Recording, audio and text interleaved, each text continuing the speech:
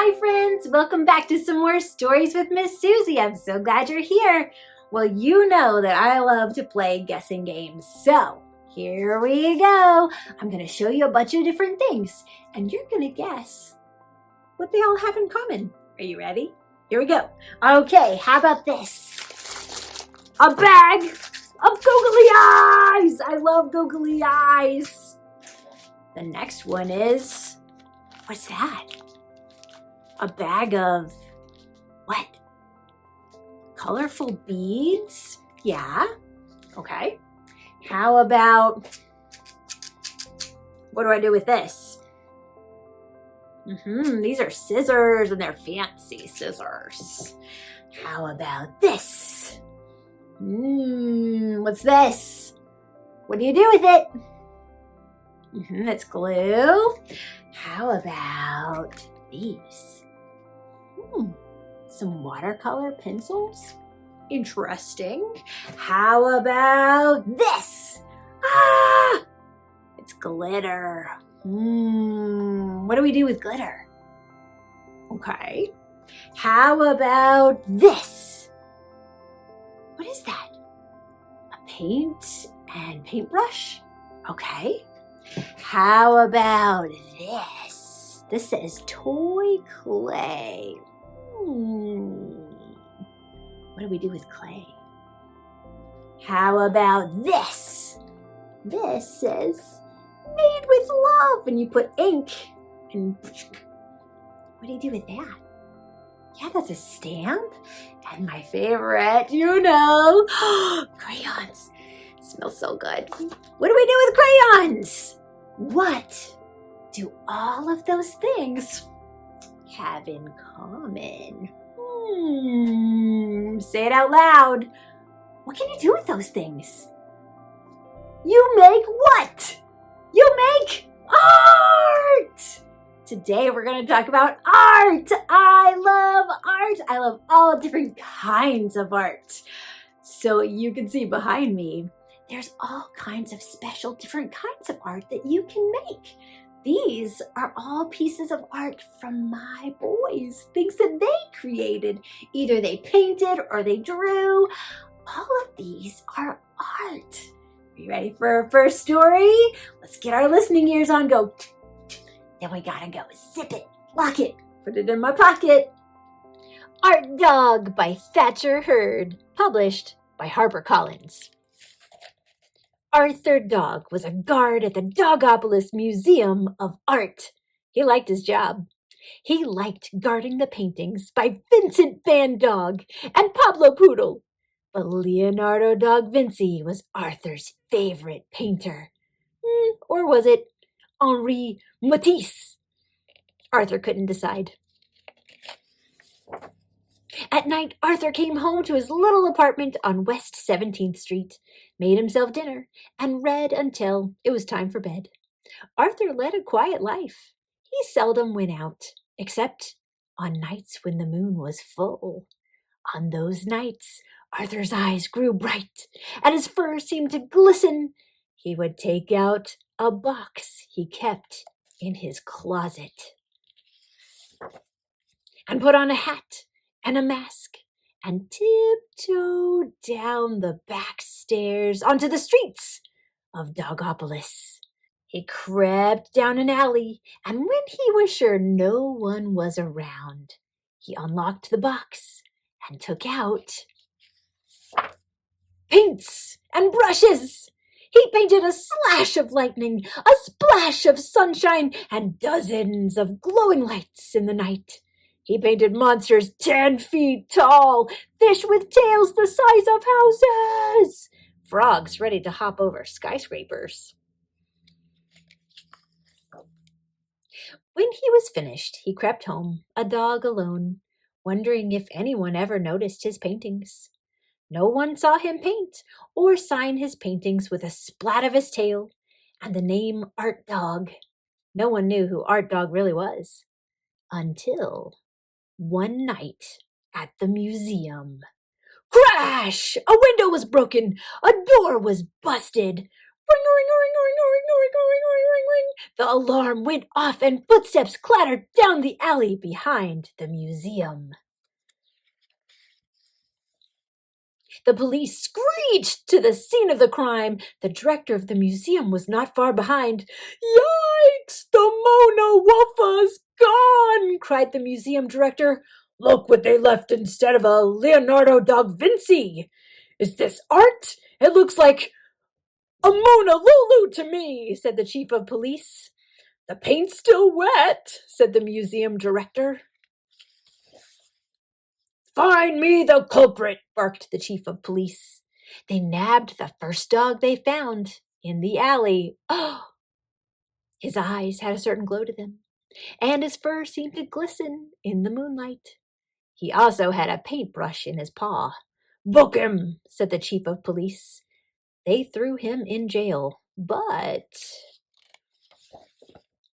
when no one was looking, he pulled out a brush and a tube of paint, and he painted a ladder. He climbed up the ladder, and where there were bars, he painted a window and jumped out back onto the streets of Dogopolis. Then he put his nose in the air. What was he sniffing? Suddenly he took out his brush and his paints. Zip, splash, smoosh! He painted himself a brushmobile with his name on the side. Art Dog.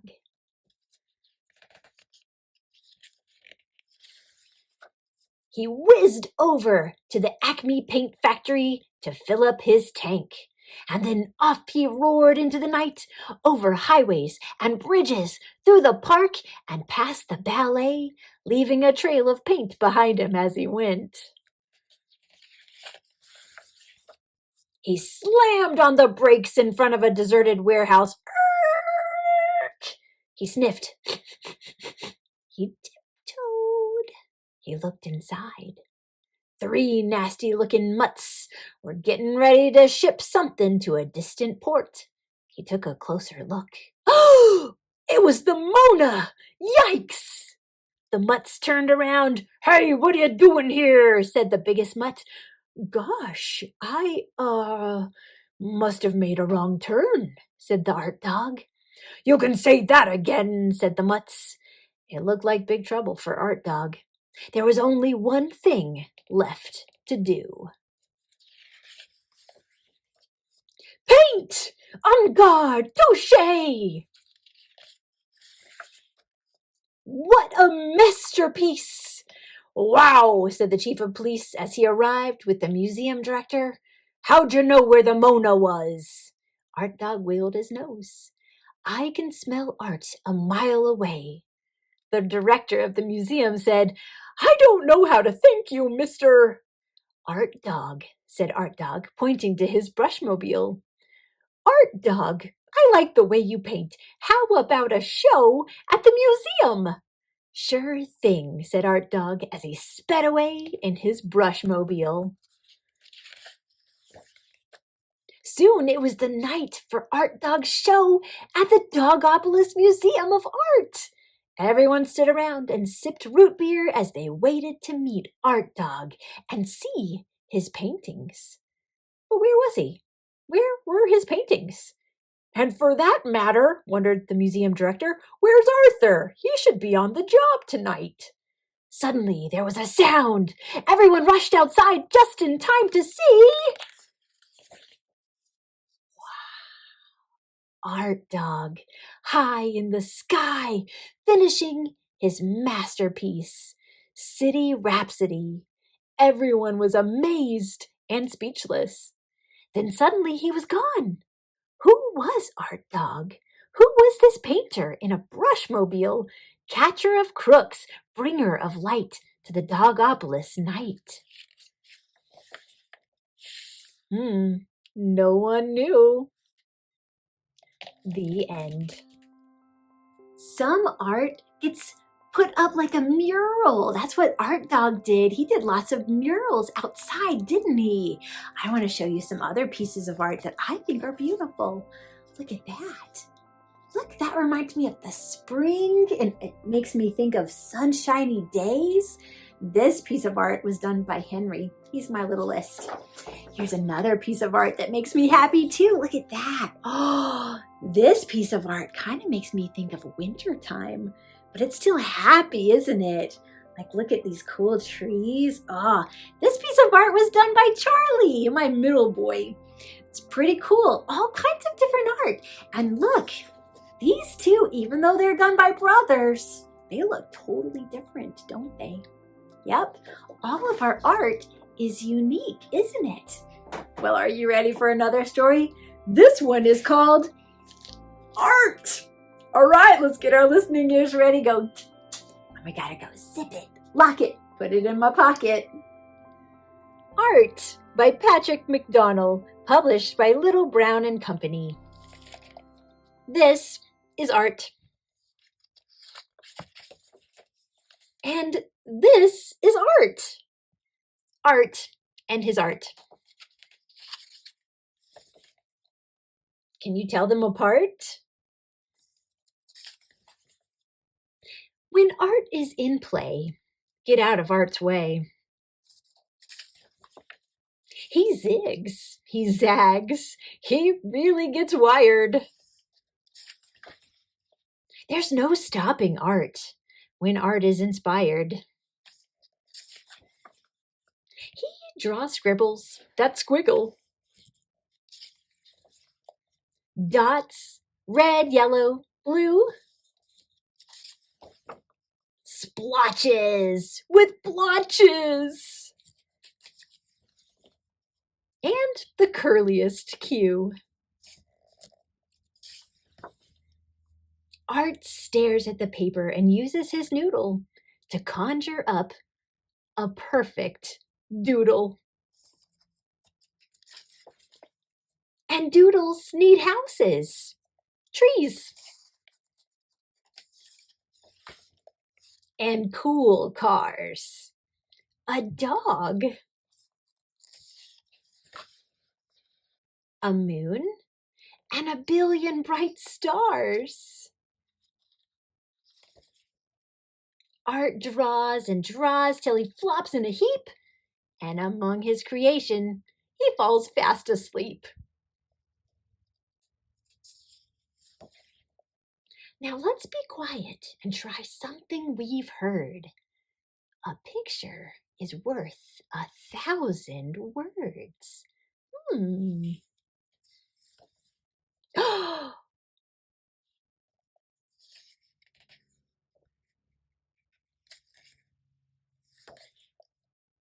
And when he awakes a little bit later, Art sees his art on the refrigerator.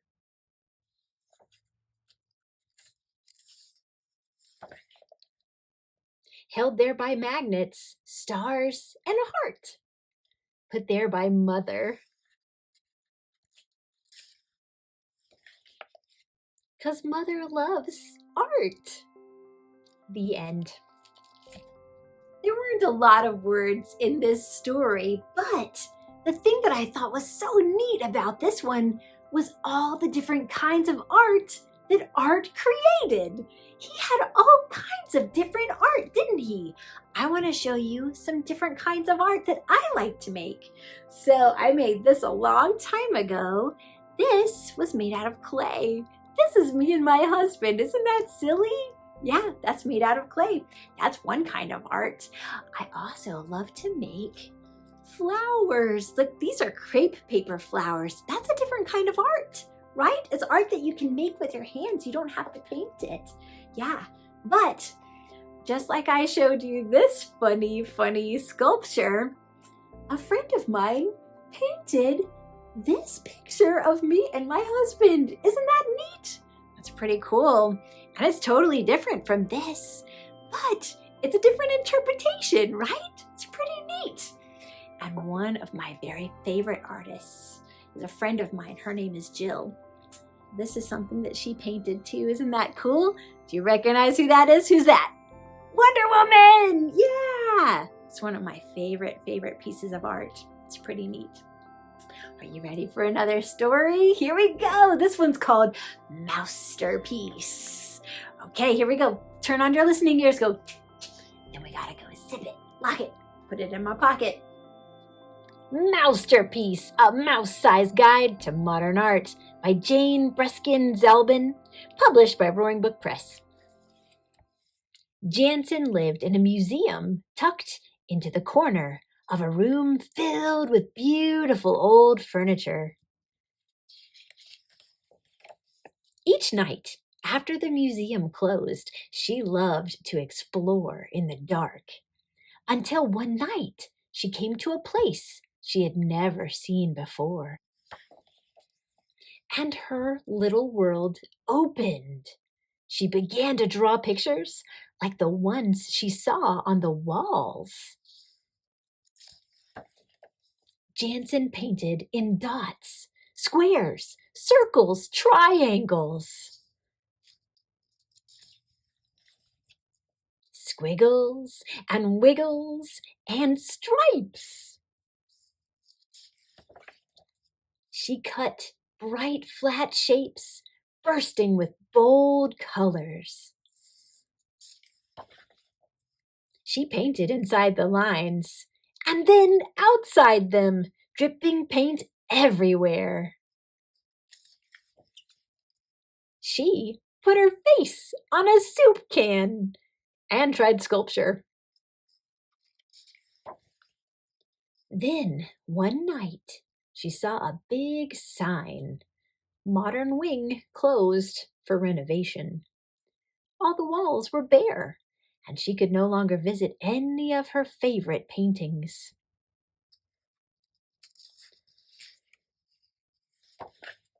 So, Jansen worked on her pictures and left them in an empty room each night, until one by one the walls were filled with art. The more she painted, the happier she became. One day, the head of the museum saw them and said, "Oh, whose work is this?" Jansen had a bad feeling. Jansen whispered in the tiniest voice, "Mine." "Absolutely brilliant! We must give you an exhibition," said the museum director. "A show for me? I'm fainting."